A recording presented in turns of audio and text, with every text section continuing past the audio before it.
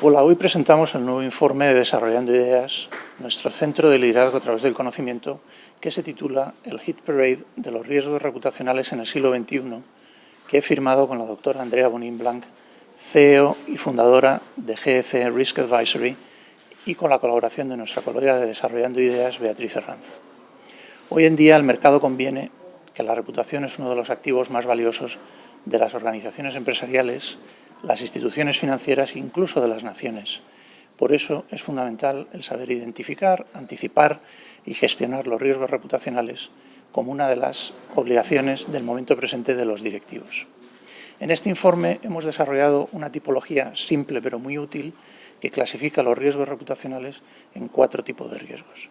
En primer lugar, los riesgos naturales, que están asociados a catástrofes naturales de difícil predicción, como por ejemplo fue el caso de TEPCO en Fukushima, en Japón. En segundo lugar, los riesgos de liderazgo, que tienen que ver con las decisiones tomadas por los dirigentes de las compañías, como fue el caso de la compañía Olympus en Japón. En tercer lugar, los riesgos operativos, que tienen que ver con la operativa interna y la gestión del modelo de negocio a lo largo de la cadena de valor y de la cadena de suministro de las compañías, como fue en el caso de Toyota y General Motors en Estados Unidos. Y por último, los riesgos regulatorios que suceden cuando se producen cambios abruptos en el entorno regulador, como sucedió en el caso del sector financiero español tras la crisis de las cajas de ahorros. Os invito a que leáis este informe y, si estáis interesados, que consultéis otros también muy valiosos, como el de la aseguradora ON, Global Risk Management, el de la consultora Deloitte, Exploring Strategic Risk, la matriz de riesgos del World Economic Forum, que hace una muy buena construcción de una matriz en la que coloca la potencialidad de ocurrencia y el impacto sobre el negocio de los riesgos en los modelos de negocio de las compañías, o el informe Reputation Leader Study del Reputation Institute. Y, por supuesto, también os invito a que leáis el libro de la doctora Bonin-Blanc, The Reputation Risk Handbook, Surviving and Thriving in the Age of Hypertransparency. Espero que disfrutéis este informe. Muchas gracias.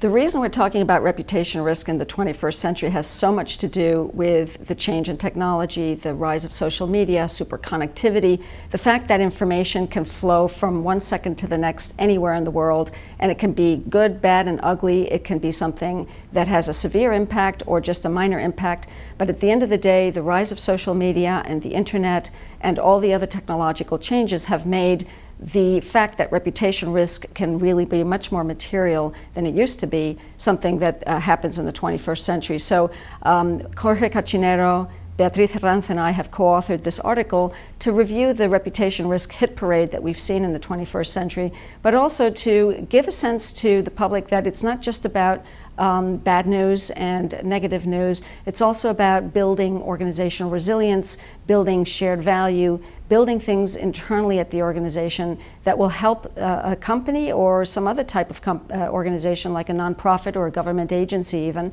to build the programs, the risk management, the reputation management that they need internally that will make them more resilient as they operate in today's world. And so for us and for me, as an author also of a book called The Reputation Risk Handbook, I have seen that if companies do build this resilience, they will be able to withstand the crises that might come.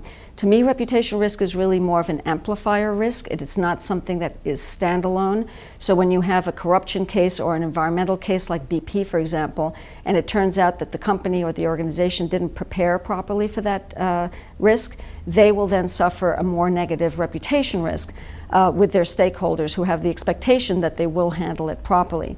However, if a company is well prepared, has the right programs in place to address their risks, and they do have a crisis, they will withstand that crisis much better. They may even be able to turn the crisis into an opportunity for better business. So for me, the hidden positive value of being alert to reputation risk is that you can manage your risks and maybe even convert your risks into more value and better opportunity in your organization.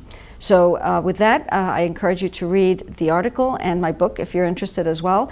Y quiero agradecer a Llorente y Cuenca y Jorge Cachinero y Beatriz Herranz, mis autores, colaboradores en este artículo, y espero que os guste el artículo.